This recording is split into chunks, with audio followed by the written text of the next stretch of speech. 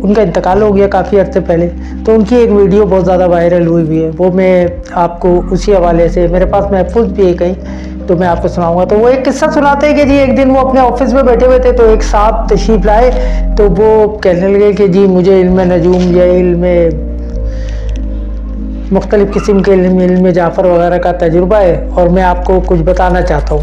तो कहने लगा, मैंने उनसे साफ कहा कि जी मैं इन चीज़ों पे बिलीव नहीं करता और ना मैं इन चीज़ों को समझता हूँ। कहने लगा मुझे आप 5 मिनट तो दीजिए। तो वो मेरे सामने ऑफिस में बैठ गए। बैठने के बाद वो मैंने अखलाकन उनसे चाय वाय का पूछा, तो उन्होंने मेरे सामने एक चार्ट बिछाया जिसमें मुख्तलिफ़ चीज़ें, जैसे शतरंज के 64 खाने होते हैं, ऐसे मुख्तलिफ़ खाने बने हुए थे जिसपे मुख्तलिफ़ चीज़ें, मकसद कहीं घोड़ा, बल्ला, गेंद, हॉकी जैसे इंतखाबी निशानात के लिए होते हैं, इस किस्म के कुछ निशानात बने हुए थे।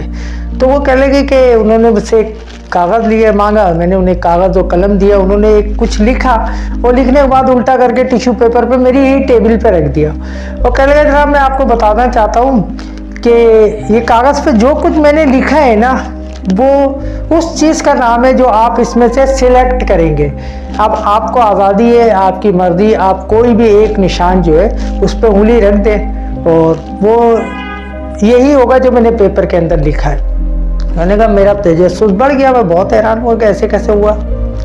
तो अब मैंने गौर करना शुरू किया तो मुख्तलिफ नाम थे। मैंने कहा नहीं ये हो सकता है इसने ये अंदाज़ा लिख दिया हो, ये लिख दिया हो। मैं काफ़ी देर सोचो विचार के बाद मैंने एक लफ्ज़ सिलेक्ट किया और उस पर उंगली रख दी।